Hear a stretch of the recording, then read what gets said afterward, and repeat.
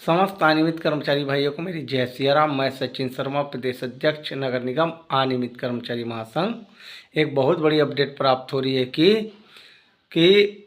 मध्य प्रदेश के माननीय मुख्यमंत्री मोहन यादव जी द्वारा एक बहुत बड़ी घोषणा कर दी गई है कि वहाँ 2.5 लाख अनियमित कर्मचारी, ऐसे कर्मचारी जिनकी भर्ती नियमानुसार हुई है, ऐसे कर्मचारियों को नियमितीकरण की सौगात दी गई है। जिस भी अनियमित कर्मचारी का वहाँ जिनकी भर्ती नियम अनुसार हुई है,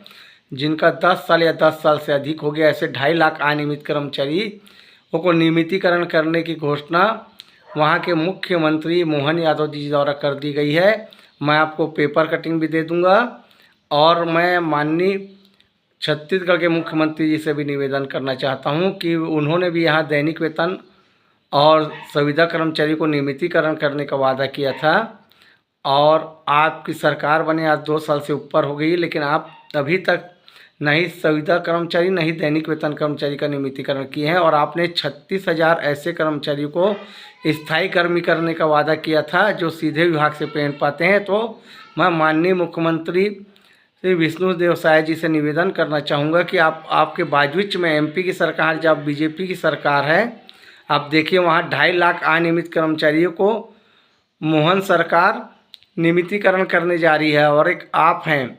आप मोदी गारंटी पत्र में वादा करके भी आज 2 साल से अधिक हो गया है, यहाँ के कर्मचारियों का नियमितीकरण नहीं कर रहे हैं, स्थायी कर्मी नहीं कर रहे हैं। अब मैं आपको बता दूं कि एक लौता बिलासपुर नगर निगम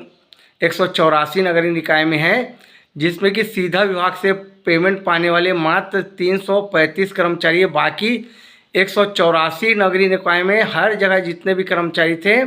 जो बेचारे पहले सीधे विभाग से पेमेंट पाते थे, उनको प्लेसमेंट कर्मचारी बना दिया गया है। अब कोई भी कर्मचारी, चाहे वो रायपुर हो, कोरबा हो, चाहे दुर्ग हो, कोई भी नगर निगम में कर्मचारी सीधे विभाग से पेमेंट नहीं पाता। एक लौता नगर निगम बिलासपुर नगर निगम है जहाँ की सीधे विभाग से पेमेंट पाने वाले 335 कर्मचारी हैं और बाकी जो 184 नगरीय निकाय में जो सीधे विभाग से पेमेंट पाने वाले कर्मचारी थे उन सबको प्लेसमेंट कर्मचारी बना दिया गया है। लेकिन सिर्फ एक लौता बिलासपुर नगर निगम इसलिए बच गया कि जब 2011 में जहाँ 200 लोगों की कर्मचारी की छटनी की गई तो यहाँ के बहुत से कर्मचारी हाई कोर्ट चल दिए और हाई कोर्ट जाने के बाद उनको नौकरी से, जो यहाँ के कमिश्नर थे उस समय मुकेश बंसल जी, उन्होंने फाइल चला दी कि अब किसी भी कर्मचारी, जितने भी कर्मचारी छटनी होने के बाद बच गए हैं, इनकी छटनी सिर्फ हाई कोर्ट द्वारा करी जा सकती है, कोई अधिकारी इनकी छटनी नहीं कर सकता। इसीलिए यहाँ के कर्मचारी बचे हुए हैं और अभी तक सीधे विभाग में रखे गए हैं। उनके बाद जो कमिश्नर एक